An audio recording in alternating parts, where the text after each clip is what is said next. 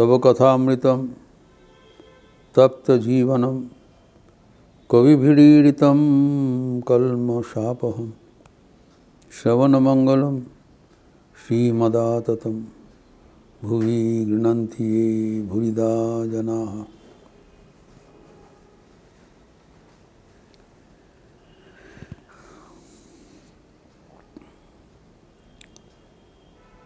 श्री रामकृष्ण कह रहे हैं कि ईश्वरी जीव जगत सब कुछ हुए हैं।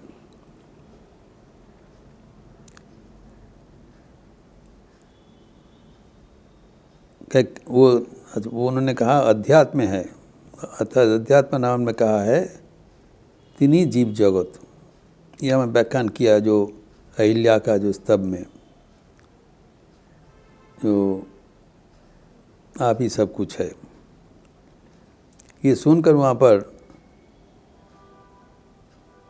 श्री रामकृष्ण के भक्त गोष्ठी में हम देखें पंडित श्यामापद भट्टाचार्य उपस्थित थे आठपुर के। उन्होंने श्रीमद् भागवतम से जमलार्जुन का स्तव पाठ करने लगा।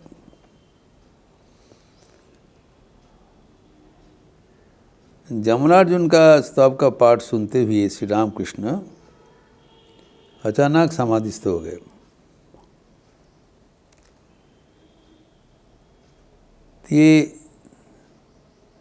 ये जो स्तव है ये अत्यंत महत्वपूर्ण स्तव है,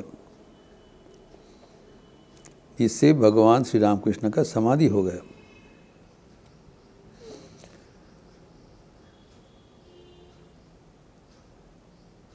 हम जानते हैं कि जमलार्जुन का स्तव श्रीमद् भागवतम में उल्लेखित है, 10वें स्कंद में 10वें अध्याय।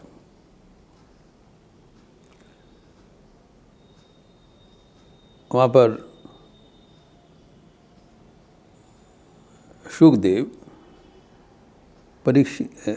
शुकदेव को पूछा महाराज परीक्षित कि जमलार्जुन का जो कुबेर की जो 2 बेटे हैं नलकुबेर एवं मणिग्रीव, उनका वो क्यों शापग्रस्त हुआ था। यही है जमलार्जुन के उपाख्यान जो कि श्रीमद् भागवतम में उल्लेखित है।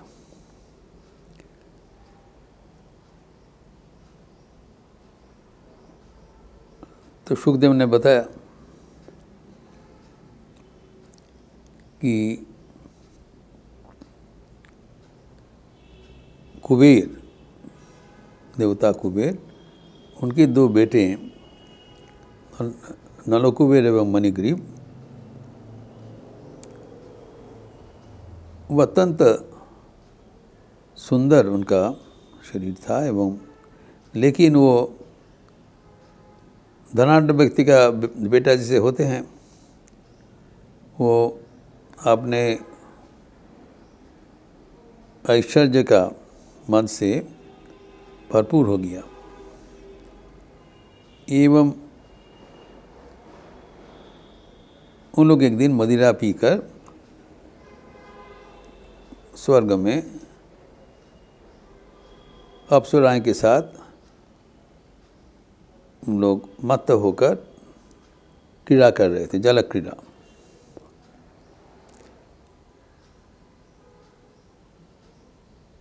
और वो मदिरा का सेवन करके उन लोग मत्त हो गए, कुछ ख्याल नहीं है। तो विवस्त्र होकर अप्सराएं से उन लोग जल क्रीड़ा कर रहे हैं।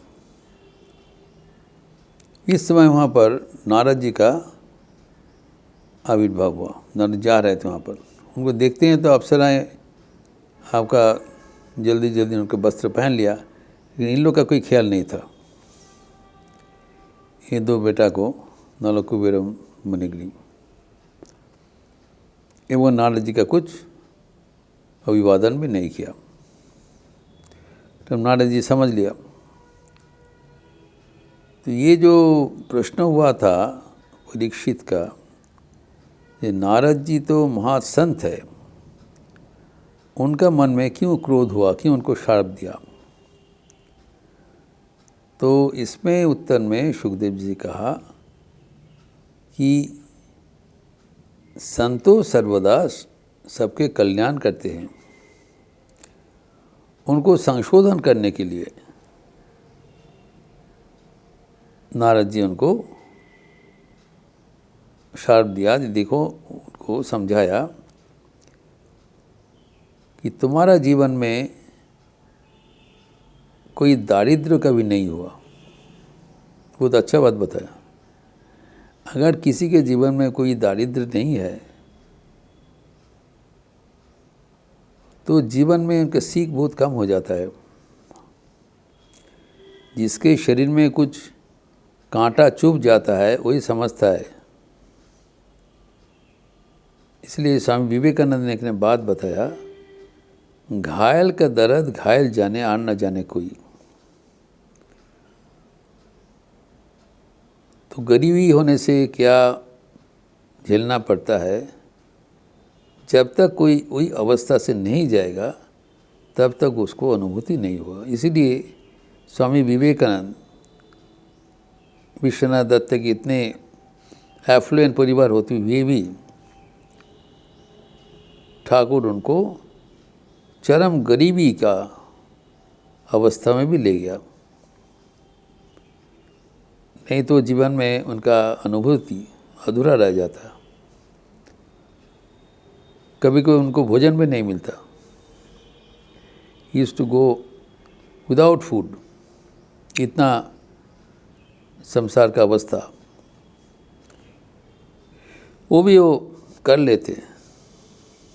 कहा है उनके जीवनी में कि कॉरपोरेशन के कल से पानी पीकर रहते थे, भोजन में नहीं मिलता। लेकिन जब उनके छोटे छोटे भाई बहन का अनाहार देख के उनको कष्ट हो गया, तभी ठाकुर के पास गए, अपने के लिए नहीं। तो ये नारद जी इनको बताया, तुम्हारा इतना मद है तो तुम भूल गए हो तुम कौन हो। तुम देवता होते हुए एकदम पापियों का जिसे व्यवहार कर रहे हो, तुम लोग वृक्ष जनि में रूपांतरित हो जाओ। तो दोनों अर्जुन वृक्ष में रूपांतरित हो गया। उन्होंने बया 100 देवता के जो आयु होता है, 100 साल तुम इस अवस्था में रहोगे तुम लोग, एवं भगवान श्री कृष्ण रूप धारण करके जब आएंगे तुम लोग उद्धार कर देंगे। लेकिन मैं तुम लोग को ये आशीर्वाद दे रहा हूँ कि तुम लोग की याद रहेगा तुम लोग कौन है, कौन थे, ये भूल नहीं जाओगे, ताकि तुम्हारा संशोधन पूरा हो सके। इनको उपाख्यान है। तो दोनों एक अर्जुन वृक्ष बनकर वहाँ पर रहे, इसको जमलार्जुन कहता है। उधर में जब श्री कृष्ण का बाल लीला में जब नंदरानी उसको देखा जो बहुत बदमाशी कर रहे हैं, को पूरा वो दही का मटका फोड़ दिया, मक्खन का मटका फोड़ दिया चारों ओर, तब उनको दंड देने के लिए एक रस्सी से उनका जो उदुखल था मोटर, उसे बांध दिया, बांध के रख दिया।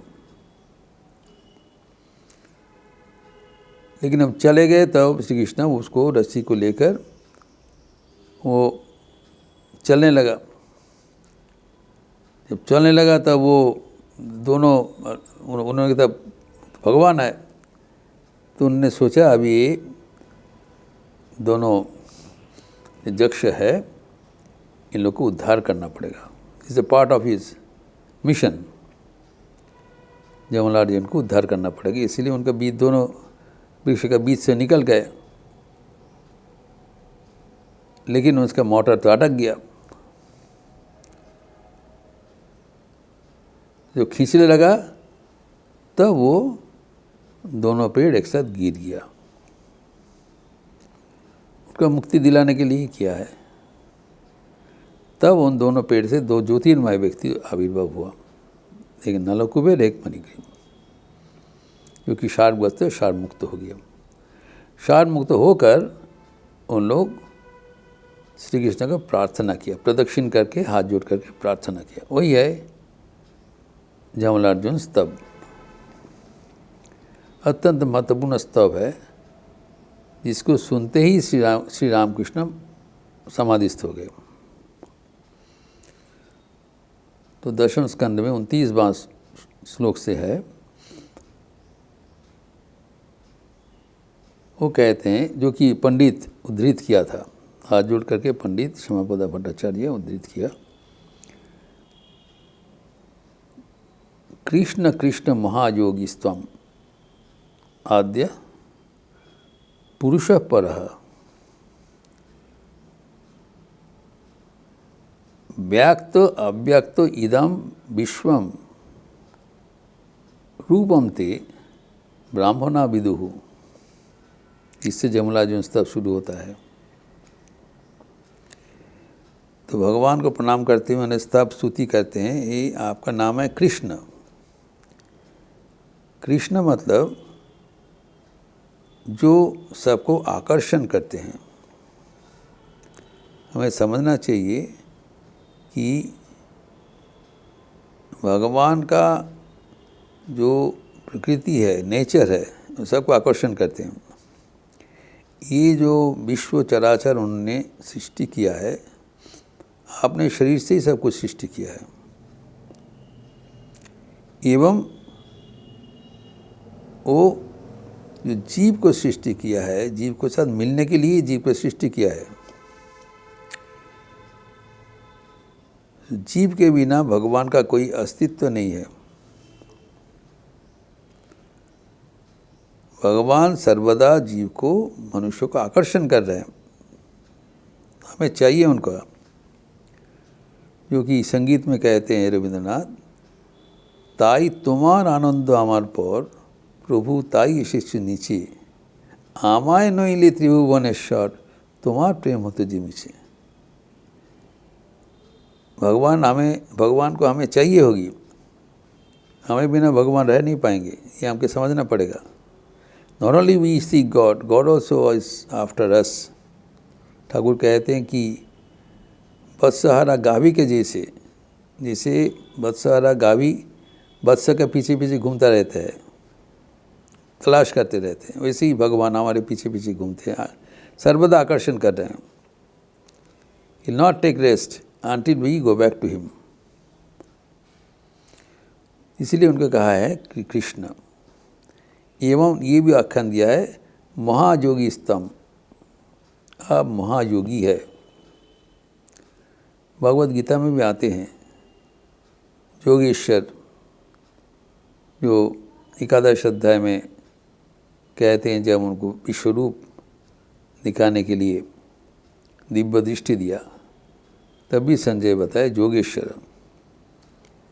एवं अंत में भी बताया, जो भगवद गीता के जो अंतिम श्लोक है, वर्स 70 चैप्टर 18, यत्र योगेश्वर कृष्ण यत्र पार्थ धनुर्धर तत्र श्री विजय भूति ध्रुवा नितिन मतिन मम। तो श्री कृष्ण का योगेश्वर कहा है। योगेश्वर और योगीश्वर दोनों की समझना पड़ेगा कि सारे योगियों का भी वो ईश्वर है, सबसे श्रेष्ठ है, परम पिता, जिसे पिता का पिता है, फिर दादा उसके पिता है, परम पिता है भगवान। इसी सब योगियों का जो आदि योगी है ये भगवान है। एवं योगेश्वर मतलब जितने योग हो सकता है, कर्म योग, भक्ति योग, ज्ञान योग, हठ योग, तल योग, जितना योग होता है, सबके अधीश्वर वही भगवान है। योग विभूति से परिपूर्ण, सर्व प्रकार ऐश्वर्य का आधार। तो ये सब जानना हमें जरूरी है कि ठाकुर कहते हैं तुम्हें जानना चाहिए मैं कौन हूँ, अर्थात ईश्वर का स्वरूप क्या है। ईश्वर का स्वरूप जानना हमारे एक आध्यात्मिक परिपक्वता है। 3 चीज़ जानना है, एक मैं कौन हूँ, तुम लोग कौन है और हमारे बीच में क्या संपर्क है।